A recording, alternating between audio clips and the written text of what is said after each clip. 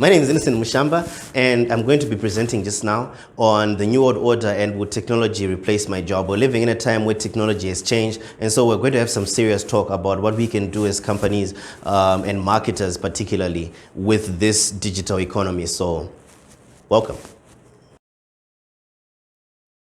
Welcome to New World Order. Will technology replace my job?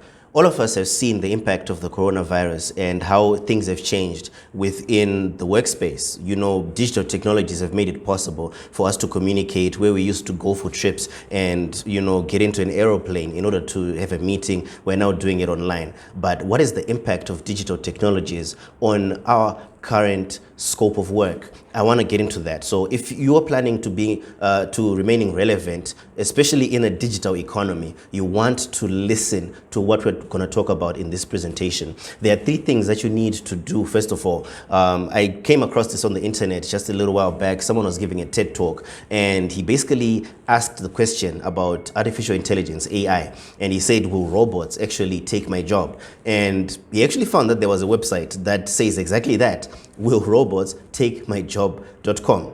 That website is very essential for us to explore because it not only tells you whether your job is going to be replaced by AI in the near future, but it actually shows you the skill sets that you need to adapt so that you can be ready when such a thing happens within your particular sphere of influence. And so what we're talking about here is you need to first of all evaluate your skill set.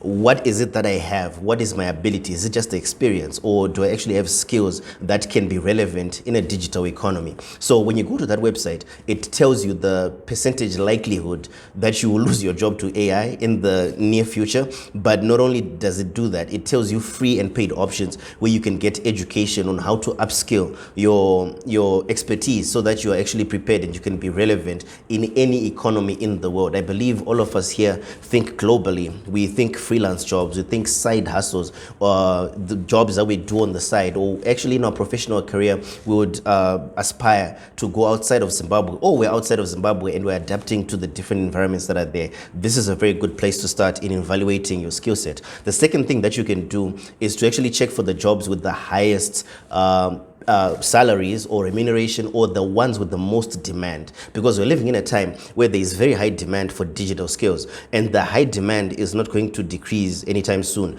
because people are adapting. Organizations are transforming into more of a digital lifestyle in how they execute whatever they do. So that is very important. Once you know the jobs that are actually on demand, you can evaluate better where you stand with your current skill set and what you can do on the job. Then look for free options to gain those skill sets. That's number 3. It's important, therefore, to look for free options first, because there's a lot of education that's available on the internet. You will find many courses that are there for free. You go on LinkedIn. If you have a premium account, there's LinkedIn Learning. You can upskill on what you can do very easily nowadays because you can learn from home. Now let's talk a bit about the workforce itself. Globally speaking, millennials make up the majority of the workforce. That's talking about people that were born in the year 1990 up until now. In fact, up until the year the 2000, basically.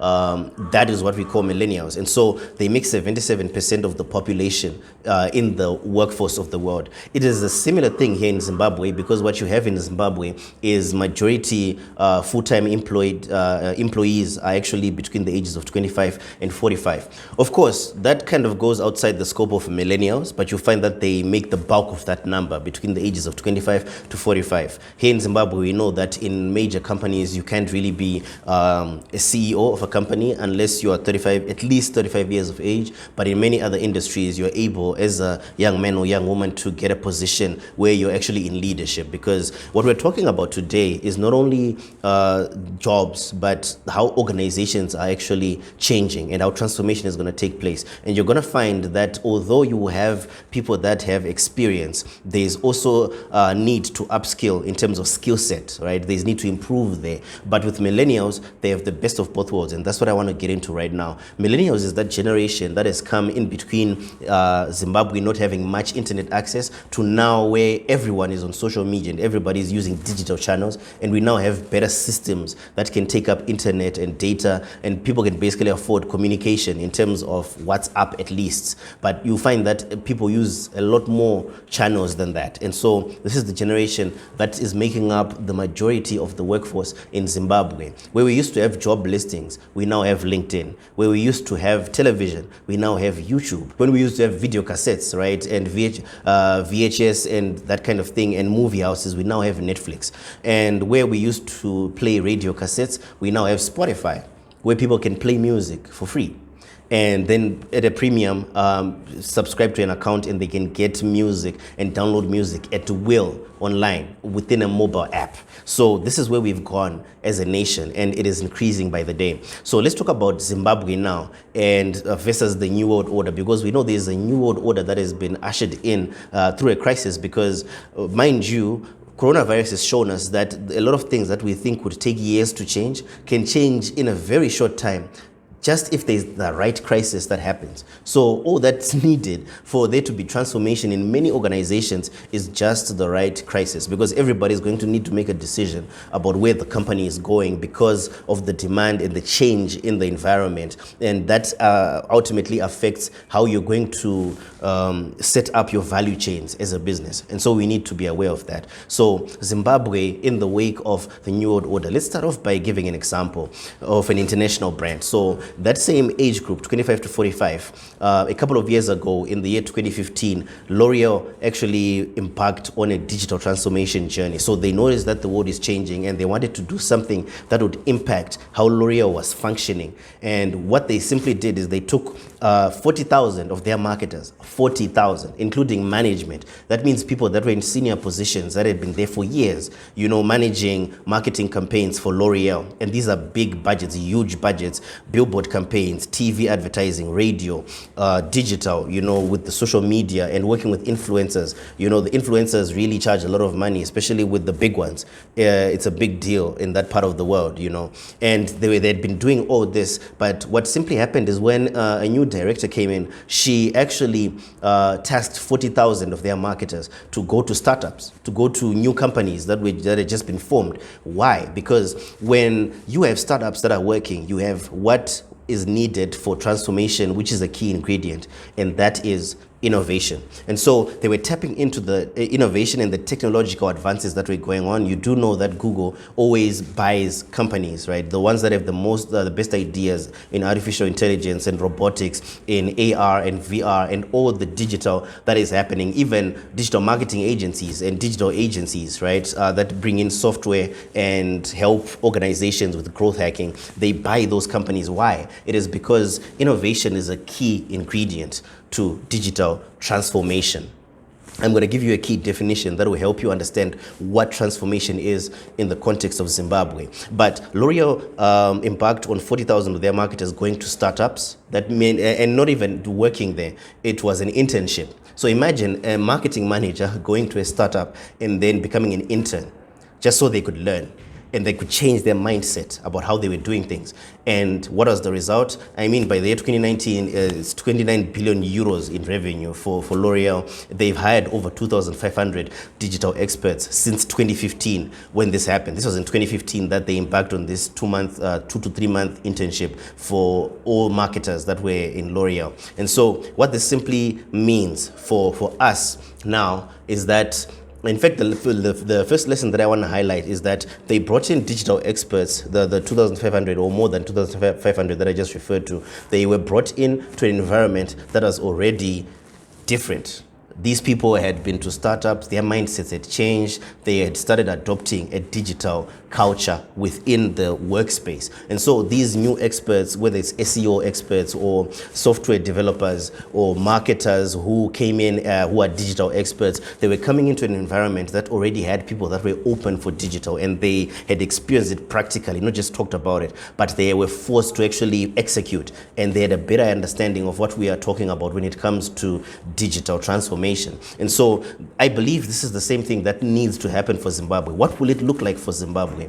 It'll have to be an impact on our culture, because we have to have a culture which eventually becomes a lifestyle for us that is entirely digital. And how do we do that? There are three ways that we can do that. Any culture in the world is going to be affected by three things. The first is storytelling.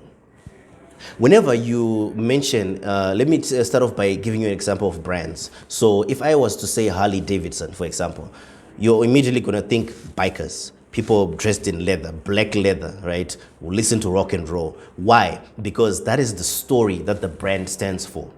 If I say Virgin, you're going to think, okay, Richard Branson, right? You're not going to think of someone in organized hair and a suit and looking all clean and suave. No, you're going to think Richard Branson, his hair is all over the place, right? And he rarely wears a suit, he rarely wears a tie. He's going to wear a shirt without a tie, or something casual, or a formal pants and shoes, right? That's what you get. So brands actually have stories that they tell. There's a personality there, but the personality also tells a story about what they represent. This is the same thing that has to happen in Zimbabwe when it comes to digital.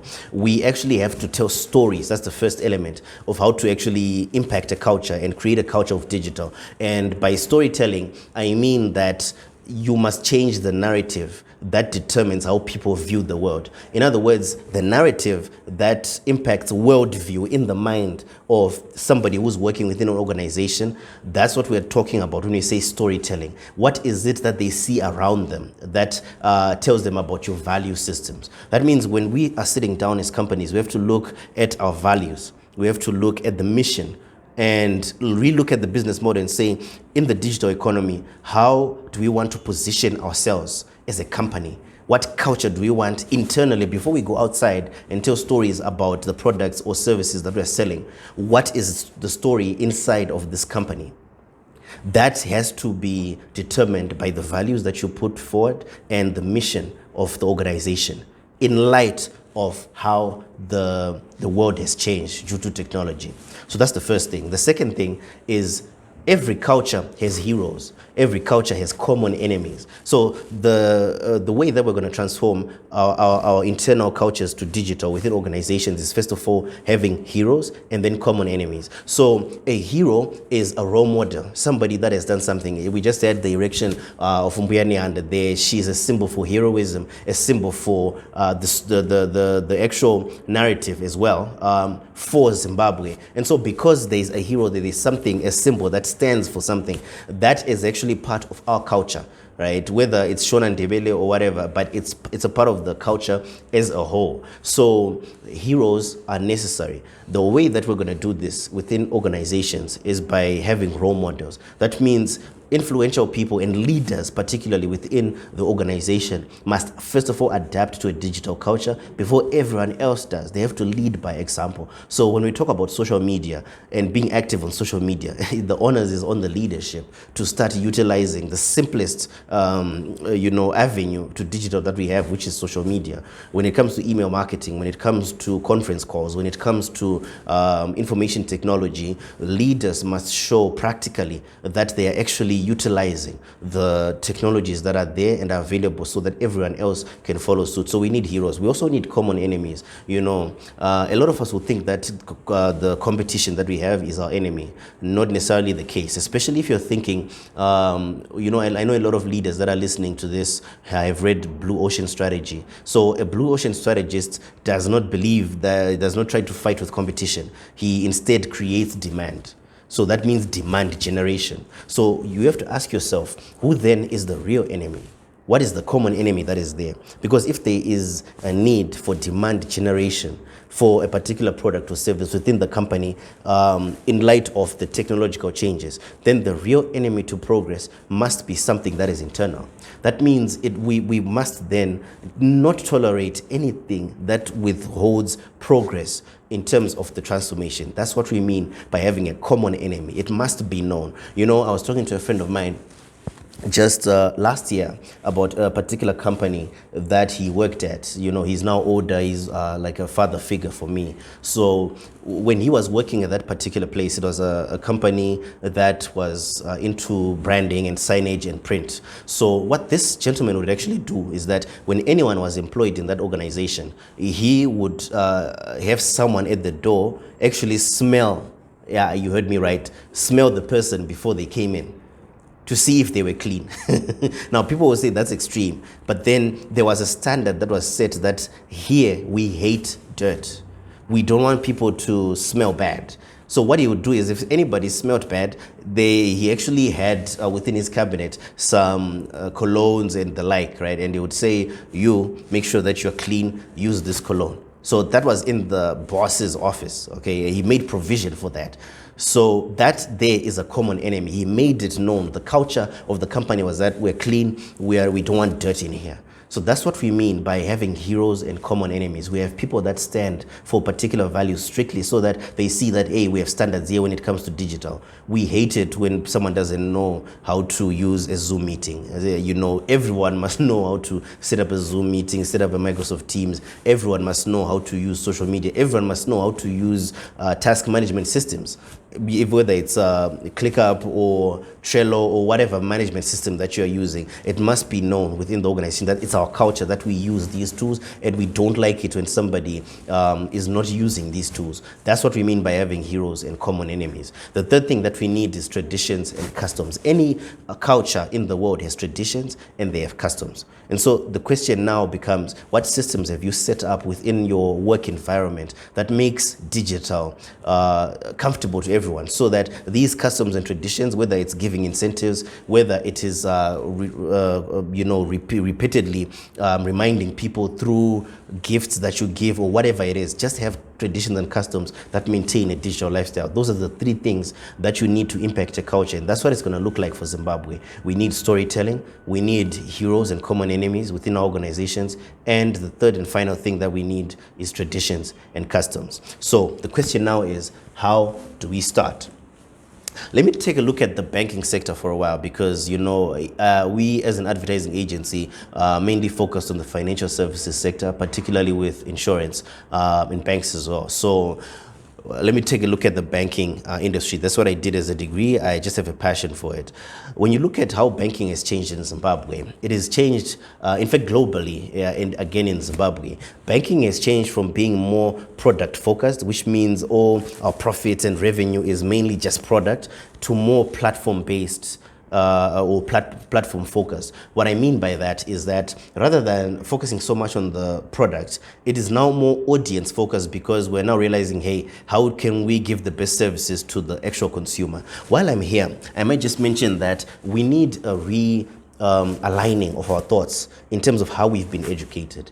The old principles that we've learned in marketing and branding, and they don't work anymore. Not all of them, but some of them do not. Let me give you a practical example. Let's talk about Porter, okay? So Porter is, of course, the 5 forces. Those have relevance. But when it comes to competitive advantage, one of the things that he gives us competitive advantage is differentiation. Now, if you were to understand differentiation as a principle of marketing and economics as well, it simply states that for a high quality product, one that is the best quality, let me put it this way. For the best quality product, it is not possible and it is unprofitable, he said, to actually then put it at the lowest price. So he says you cannot give the best product at the lowest price. It's unprofitable. But if you take a look at where we are at right now, we gave an example of Netflix. Is that not the best product at the lowest cost? But is it not profitable?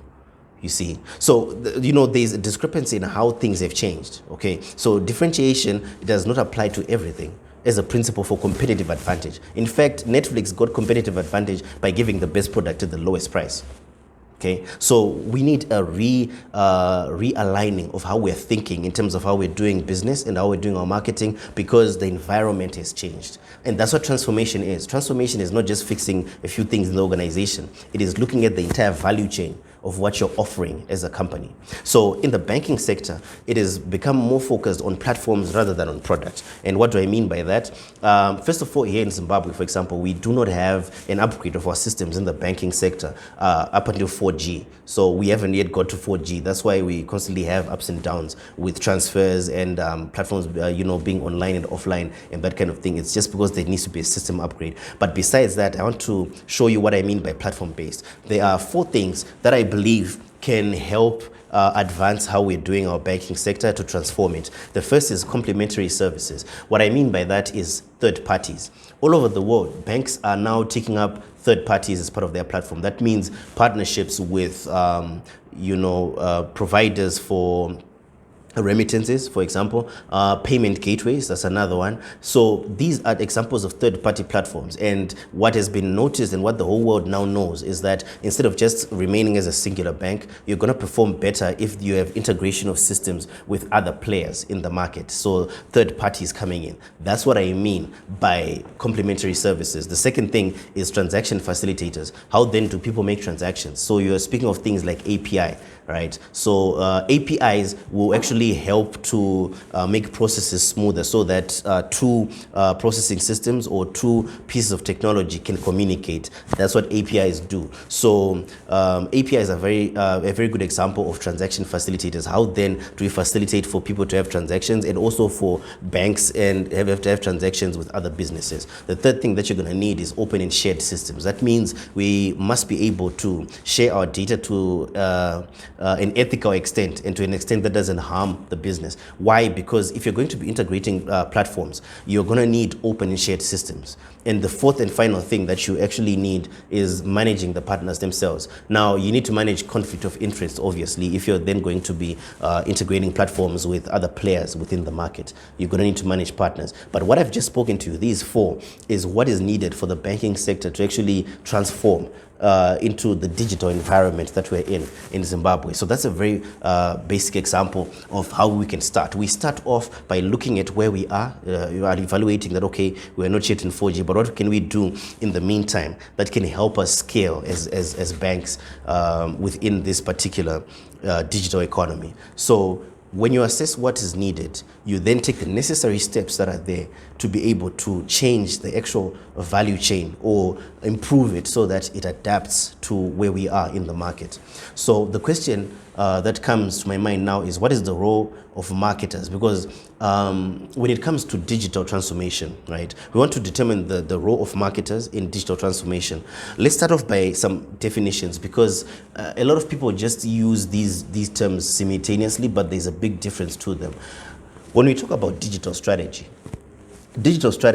is when you are creating ecosystems within the actual organization. It is the how of things when it comes to creating ecosystems. What I mean by that is that if there is a need, for example, within the company of putting in softwares that make work easier, that would be part of what you would call digital strategy, because you are actually working within the organization to make systems better and to do what you've been doing all along, but just more efficiently. That's what digital strategy there is for. So in many organizations, you'll find that somebody who is a head of digital, or who's a digital director of digital strategy, or who is in just directing things to do with digital within the board of all the members, is usually someone who has technical background. So that's information technology and computing, right? Those are the people that normally are put in as digital strategists over there. Okay, but then when it comes to digital marketing strategy, the difference is that digital marketing is with the ecosystems that you've created within an organization. How do you then engage and communicate with clients with the current system that has been set up? That's what we call digital marketing strategy. And so digital marketing strategy has to do more with campaigns, tactics, and comms and communications, and also growth frameworks within the organization on how to actually then engage with clients. That's what digital marketing strategy is. And so digital strategy is creating the ecosystems. Digital marketing strategy is being informed by those ecosystems. How then do we engage with audiences? That's what digital marketing strategy is. Digital transformation, on the other hand, is totally different from what we just spoke about. Digital transformation is when you sit down and evaluate a business model. What is a business model? A business model is how a company creates and let me put it this way. Yeah, business models are how companies create, deliver, and also capture value. Okay, that's what a business model is. When you're looking at how you're actually creating and delivering value and how you capture value, that is what we call a business model. And so digital transformation is when an organization sits down and actually transforms the actual model. That means looking at value chains and your unique selling proposition. What is it that it makes you different, and what value are you giving? That's when we talk about transformation. So a lot of us are actually engaged in just strategy and tactics, thinking that we're actually transforming an organization. No. Digital transformation has to do with the actual business model and not just internal systems. So for marketers, it's going to mean a lot more because marketing, I believe, plays a leading role in transformation because marketing also has a very technical side to it, okay? And this is through things like websites and mobile apps and then all kinds of technologies, emerging technologies that are happening, right? There's an IT side and a technical side to how marketing is done in the 21st century. And I believe it is a department that can lead out in most cases for the digital transformation to take place. Why? Because a lot of the technical people will have the technical expertise, but may be out of touch with the actual audience and what the market actually wants. And so marketers have an opportunity to have technical expertise and lead out in digital transformation for companies in the 21st century. I believe that is very, very important. So let's talk about the role of branding before I define to you the type of marketer that we're talking about. The role of branding, brand equity is going to obviously mean a lot more for millennials in Generation Z. Right? Brands have been built over time with older generations, but now because of this transition that is happening and because the majority of the workforce now is millennials and Generation Z is coming in, it's going to mean that brand equity has to cater for these generations or else the brands will die, because we have to speak their language. And Generation Z are digital natives. A digital native is someone who was born in a digital economy. So the people that come after millennials, these people, the moment they come out of the womb, months later, they're playing around with a cell phone. You'll be surprised. Babies now can operate cell phones. That's the generation that follows millennials. And so brands are going to have to think about how they can be relevant to these audiences before they lose them. What does it mean for marketers? For marketers, I mentioned that you can lead out in the transformation. This is how you can lead out. There's something that I want to discuss here.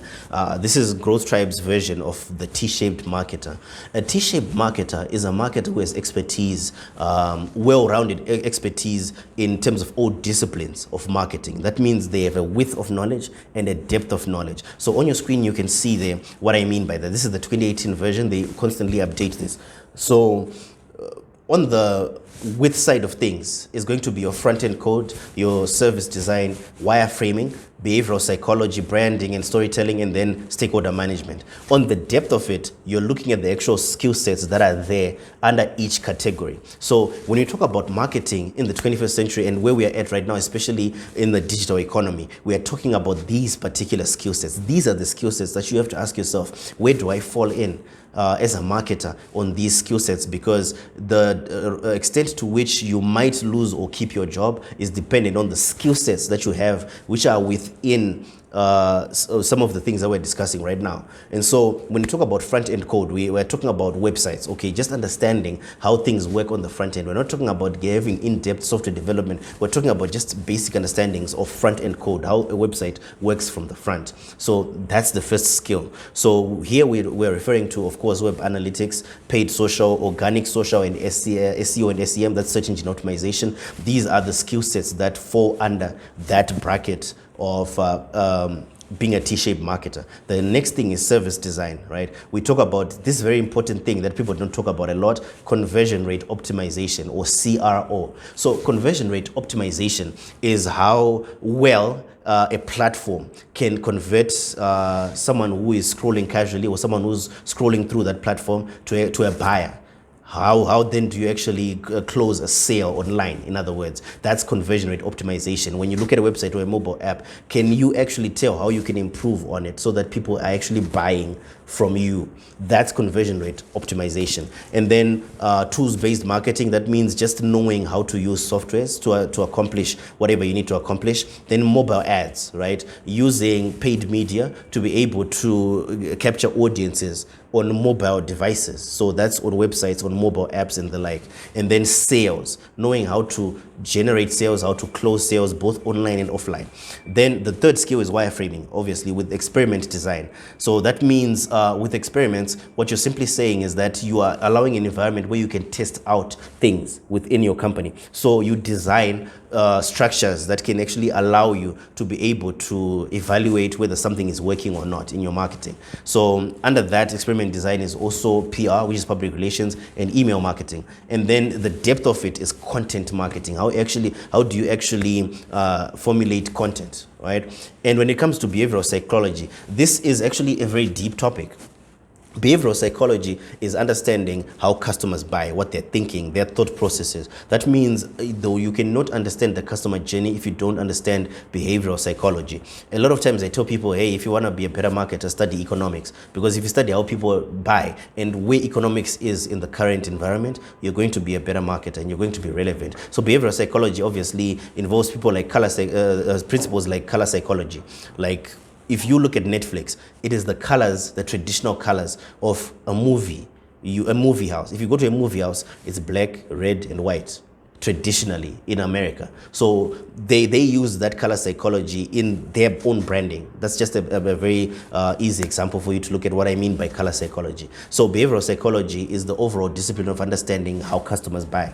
So under that is funnel marketing, knowing how to create funnels, and customer interviews, life cycle marketing, knowing how you can create systems and life cycles within your marketing frameworks in an organization, and then virality. How do you get content to be viral? Okay, how do you actually get tons of attention on an online platform? That's what we mean by virality. Then branding and storytelling is going to be very key as well for any T-shaped marketer which is relevant, who can help transform an organization. So we're talking about things like automation and APIs, and then retention. ASO is App Store optimization. That means for a mobile app, how do you make it visible? If you have a mobile app as a bank, if you have a mobile app as an insurance company, how do you make that visible on that platform on iOS devices and also on Android? Then landing page optimization. If you have a landing page, you're pushing a particular product, how do you write the copy in such a way that it attracts the person who's visiting? How can you maximize on people actually then converting on the site and becoming customers? And then stakeholder management. So that's machine learning and artificial intelligence. You should know the basics and fundamental principles of machine learning and artificial intelligence. How can you use it for your business? You know, here at Knowles Media, the advertising agency, we're constantly trying to just look at tools that can help make work easier. So part of the thing is artificial intelligence. Did you know that you don't actually need to run Facebook ads yourself? You can use artificial intelligence to do that. You actually might not even need copywriting all the time. Of course, you need a human element, right? Don't get me wrong. You need a human element. We have a copywriter who's here, who's resident, who writes advertising copy for all our comms. But when you have a ton of work to do, you can reduce on the number of staff members you have for copy just by using artificial intelligence. Just visit copy.ai, for example. Just visit that website. You can actually have it write copy for you using artificial intelligence, and then you can edit later. Especially when you're burnt out and you're run out of ideas. So stakeholder management, machine learning and artificial intelligence. Lead generation, how do you generate leads? Okay, that's prospective buyers. So that's now getting into your sales cycle. And then revenue testing and also onboarding, right? How do you actually have a plan to onboard with new software or processes within the company? That's what we're talking about when we speak of a T-shaped marketer. So some of these skill sets we are gonna need as marketers if we're going to lead out in digital transformation. What does this mean for agencies? We've been thinking a lot about this because what used to be available to ad agencies is now available to everyone. I mean, stock images, the way they're used, and with the advent of now tools that can create content, there is a lot less demand for work because all the software is catching up to the skill sets that ad agencies, that creatives have. So when you're using your Adobe suite, for example, your Adobe suite, you're using Adobe Illustrator, or you think, okay, yeah, we're using Adobe and the rest of the people are using Canva, they're not the same quality. Look at Canva now. The quality that is coming out from Canva is crazy, okay? And if you look at the stock images that are there, you can have a high quality ad done in Canva with someone who has no background in graphic design. So for advertising agencies, what it means is we must have skill sets that are actually relevant to the creative, that makes us head and shoulders above the softwares that are catching up with the advertising industry. That means we need to sit down and reevaluate our business models and our revenue models, because eventually revenue streams are going to go cold, because companies would rather have internal teams than hiring a full-time advertising agency in the near future. And it's already happening. That's what it means for advertising agencies. So the big question is technology going to replace you? That's up to you. With what we've spoken about in this presentation, there is a lot of work that needs to be done in terms of us sitting down as businesses and companies and saying, hey, what are our value chains like? What are the threats here? How can we improve? How can we adapt and be ready? Because remember, it just takes the right crisis for people to realize that we need to change our organizations. Let us do it sooner than later. Thank you.